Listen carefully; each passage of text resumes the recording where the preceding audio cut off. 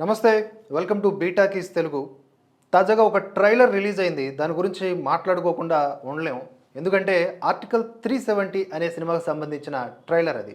అందులో ఉండేటటువంటి పాత్రలు, డైలాగ్స్ ఇవన్నీ చాలా సహజంగా ఉన్నాయి. మనల్ని కొన్ని చేదు జ్ఞాపకాలకు గుర్తు చేస్తూనే, అలాగే దానికి సంబంధించిన రిటాలియేషన్ ఉంటుంది కదా, అది కూడా చక్కగా ఆవిష్కరించారు. దృశ్య రూపంలో నటీనటులు కూడా బాగా నటించారు అనిపిస్తోంది. ఈ సినిమా ఫిబ్రవరి 22, 23న రిలీజ్ అవబోతోంది. సో బిఫోర్ దట్ ఒకసారి ట్రైలర్ చూద్దాం. చూసిన తర్వాత దాని మీద మీ అభిప్రాయాలు కూడా కామెంట్స్ రూపంలో తెలియజేయండి. అండ్ ఇందులో ఉండే పాత్ర ఒకటి హైలైట్గా నిలిచింది, అది అమిత్ షా పాత్ర లాస్ట్లో వస్తుంది. సో దానికి రియల్గా ఉన్నటువంటి డైలాగ్స్ కూడా చూపిస్తా, అంటే రిలేటెడ్ సీన్స్ ఉంటాయి కదా రియల్ లైఫ్లో, అవి కూడా చూపిస్తా. ముందుగా ట్రైలర్ చూద్దాం.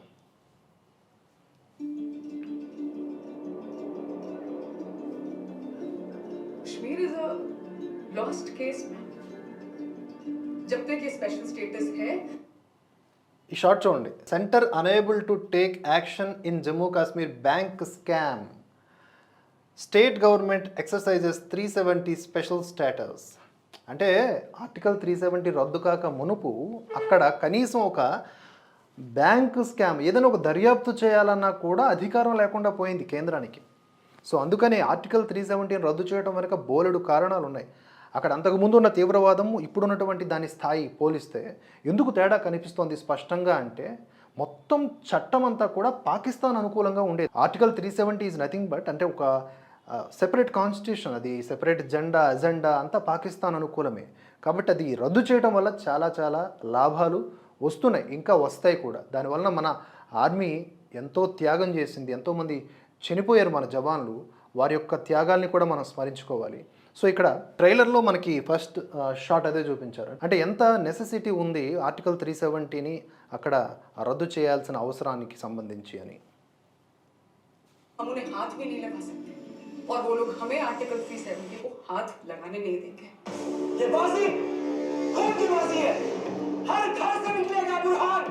तुम कितने बुरहान मारोगे?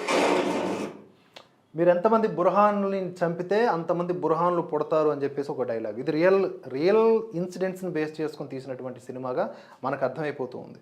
సో ఉగ్రవాదులను ఎంతమందిని చంపితే అంతమంది ఉగ్రవాదులు పుట్టుకొస్తారని అక్కడ ఉన్నటువంటి వేర్పాటువాద సంస్థలు, వాటికి సంబంధించిన నాయకులు జనాల్ని రెచ్చగొట్టి ఎప్పుడూ కూడా కశ్మీర్ని ఒక కల్లోలిత ప్రాంతంగా ఉంచడంలోనే మగ్గిపోయేవారు, ఉంచేవారు కూడా. ఇప్పుడు ఆ ఆటలు చెల్లట్లేదనే చెప్పొచ్చు. సో ఆ షాట్ ఒకటి పెట్టారు. ఇది మీకు ఈ అటాక్ మీకు తెలిసిందే కదా. कितने वोट थे? 35.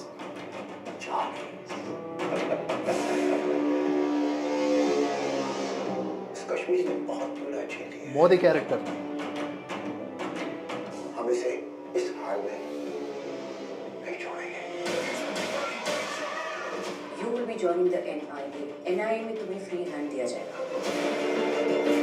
इस रूम में बैठे हम लोगों और पीएमओ के कुछ कोर मेंबर्स के अलावा प्राइम मिनिस्टर सर के पीए तक को नहीं पता होना चाहिए कि हमारा प्लान क्या है. अगर पुलवामा के बाद भी आग जलाए रखनी है तो उनके दिल में हमारा खौफ वापस भरना होगा. हम आर्टिकल 370 हटाएंगे. Anyone जिसने कभी न कभी इंडिया అంటే ఉగ్రవాదుల దాడులు, దాని ఫలితముగా మన ఆర్మీ జవాన్ల మరణాలు, ఇవన్నీ కూడా చూసిన తర్వాత దేశ నాయకుడు ఎలా ప్రతిఘటించాలి, ఎలా ప్రతిస్పందించాలి అనేది ఇక్కడ మనకి చూపిస్తూ ఉన్నారు. సో సర్జికల్ స్ట్రైక్స్ కావచ్చు, ఇవన్నీ కూడా ఎందుకు జరిగాయి, ఇప్పుడే ఎందుకు జరిగాయి, అప్పుడు ఎందుకు జరగలేదు. అప్పట్లో ఒక కథనం, మరి అందులో ఉన్నటువంటి విశ్వసనీయత నాకు తెలియదు కానీ చెబుతూ ఉంటే విన్నాను నేను.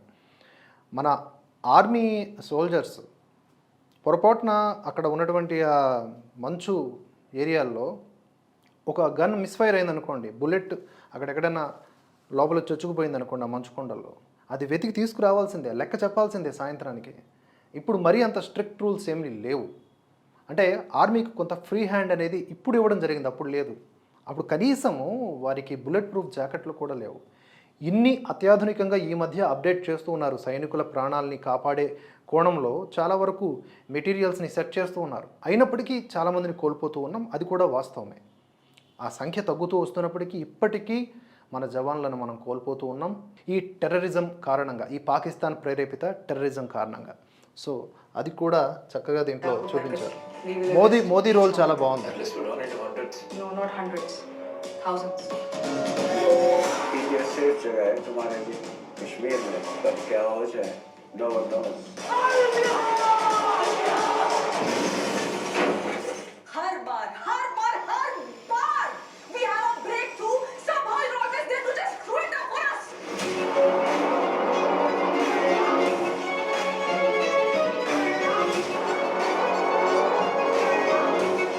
पीएम अगर 10 दफा भी इस देश के प्रधानमंत्री बन जाएंगे तो भी 370 को हटा नहीं सकते अगर हमें क्या నాకు తెలిసి అది ఫరూక్ అబ్దుల్లా రోల్ ఇంకొక 10 మంది లేకపోతే ఇంకెన్నేళ్ళు ఈ భారతదేశాన్ని పాలించే ప్రధానమంత్రులు ఎవరు వచ్చినా కూడా ఆర్టికల్ 370ని ఎత్తివేయలేరు అని చెప్పేసి చెప్తున్నటువంటి పాత్ర బహుశా అది ఫరూక్ అబ్దుల్లా.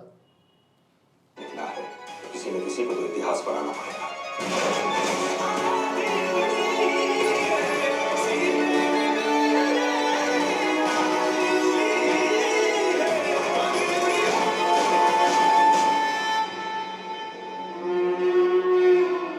आप क्या बात कर रहे हैं मतलब आप पीओके और अक्षय सिंह को भारत देश का हिस्सा नहीं मानते क्या बात कर रहे हैं आप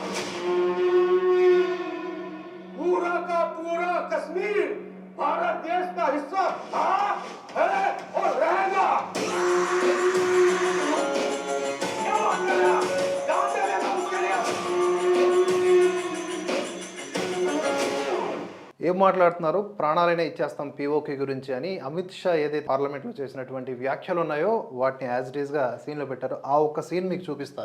అంటే ఒరిజినల్గా అమిత్ షా ఆ డైలాగ్ इसलिए एग्रेसिव हूँ कि जम्मू एंड कश्मीर के पीएको को आप भारत का हिस्सा नहीं मानते हो क्या एग्रेसिव ना हो जान दे देंगे इसके लिए क्या बात कर रहे हो आप एग्रेसिव होने की क्या बात कर रहे हो పీఓకే విషయంలో అమిత్ షా గారి చిత్తశుద్ధి, ఆయన సంకల్పం అనేది శంకించాల్సిన అవసరం లేదు. సో ఆ పాత్రని కూడా ఈ ఆర్టికల్ 370 అనే మూవీ ట్రైలర్లో బాగానే ఎలివేట్ చేశారు. ఓవరాల్గా ఈ సినిమా ఫిబ్రవరి 23న రిలీజ్ కాబోతోంది థియేటర్స్లో.